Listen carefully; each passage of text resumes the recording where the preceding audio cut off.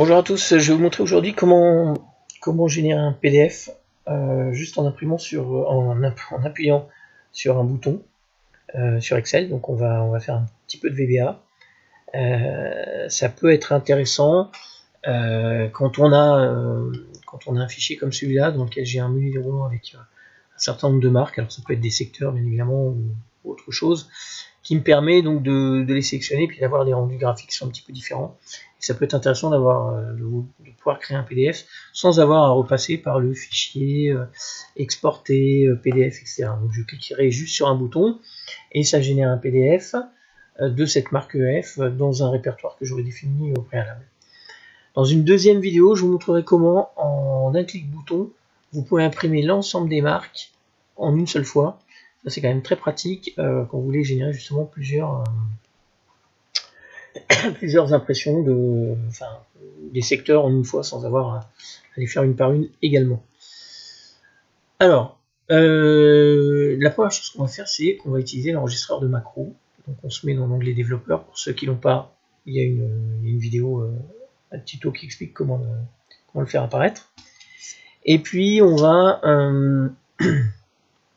démarrer l'enregistrement du macro et on va tout simplement faire l'exportation en PDF, l'export en PDF de cette feuille. Alors la première chose qu'il faut que vous ayez faite, c'est d'avoir défini en fait votre zone d'impression, parce que le PDF va être en rapport avec la zone d'impression que vous avez définie. Donc ici je fais enregistrer le macro, je vais l'appeler test impression, tout attaché sinon ça marche pas de blanc. Je fais OK, et donc ici je fais fichier, exporter, créer un PDF. Alors là, vous avez deux options que vous pouvez activer. Alors déjà, la publication, vous pouvez prendre une taille minimale, une taille standard, et puis ouvrir le fichier après la publication. Moi, je le mets pas. Pourquoi? Parce que ça m'intéresse pas forcément d'avoir le PDF qui s'affiche. Et puis, si jamais vous faites une boucle où vous générez tous les PDF les uns derrière les autres de tous vos secteurs ou toutes vos marques, ils vont s'ouvrir les uns après les autres et ça risque de saturer un peu la mémoire de votre ordinateur. Puis après, il faut surtout les fermer les uns derrière les autres. Donc, moi, je vous conseille de ne pas activer cette case. Et je fais un publier ici.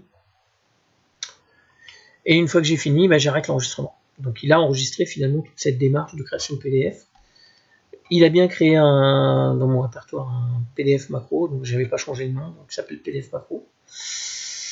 Et puis quand je vais dans le VBA, ici en Visual Basic, je trouve dans mon module 2 là un test impression dans lequel il a bien sur la feuille active exporté en format PDF dans le répertoire qui est là, au nom PDF macro, en qualité standard, sans ouvrir après publication, etc. Donc il a enregistré exactement ce qu'on a fait finalement à l'instant. Donc moi je vais partir de cette macro et je vais l'adapter un peu. Alors, il y a une chose importante que je vais faire, c'est qu'ici vous avez un répertoire qui est fixe. Alors, évidemment c'est pas le vôtre.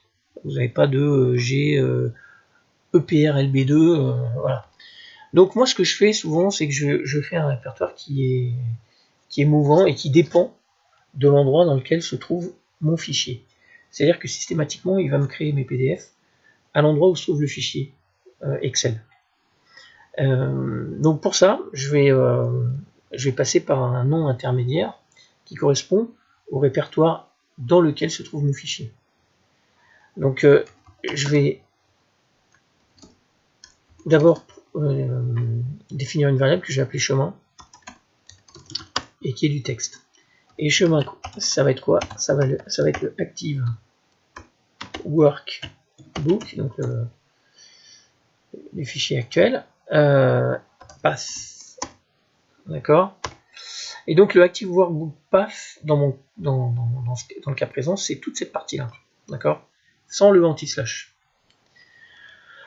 Donc évidemment, il va falloir que j'aille adapter ici toute cette partie de façon à ce qu'elle soit dynamique. Déjà pour remplacer cette partie là par chemin, et ensuite pour remplacer le PDF macro qui ne va pas être PDF macro, mais plutôt le nom de la marque ou du secteur, si c'est du secteur chez vous, que j'aurais sélectionné dans mon menu déroulant.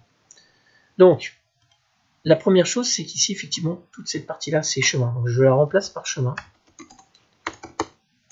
puis je mets un et.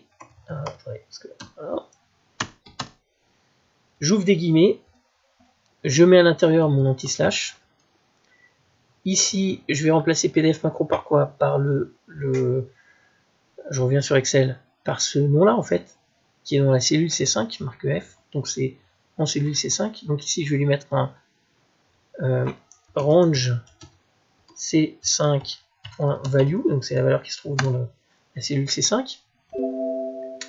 Ah oui, j'ai pas fini forcément, donc il s'énerve. Donc ici, il faut que je mette un et. Donc, parce que j'ai mon chemin, donc le début du répertoire, le anti-slash et le texte qui se trouve dans la cellule C5. J'ai oublié une guillemets ici. Hop, voilà. Je remets un et .pdf qui va terminer tout le libellé de ce que je vais enregistrer. Donc ici j'ai comment dire, j'ai l'ensemble des éléments dont j'ai besoin pour enregistrer le PDF. Le répertoire dans lequel je vais l'enregistrer, l'anti-slash, donc ça le chemin c'est le PAF, Active Workgroup PAF, l'anti-slash, le nom de du PDF, donc je vais lui donner, et .pdf, l'extension du PDF. Voilà. Et ce que je vais faire ici, c'est que je vais mettre un message box.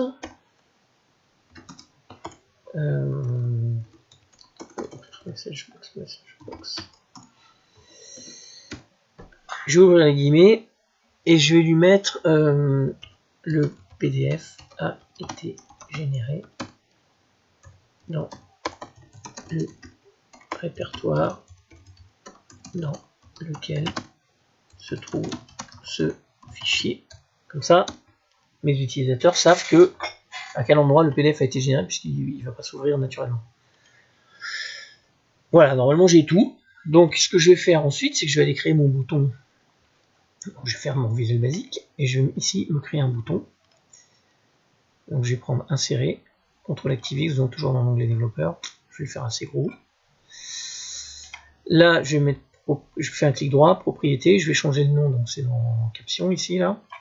Je vais faire générer PDF feuille, par exemple, peu importe. Et je vais double-cliquer ici pour lui affecter la macro. Et donc je vais faire un call. C'est test impression, je crois.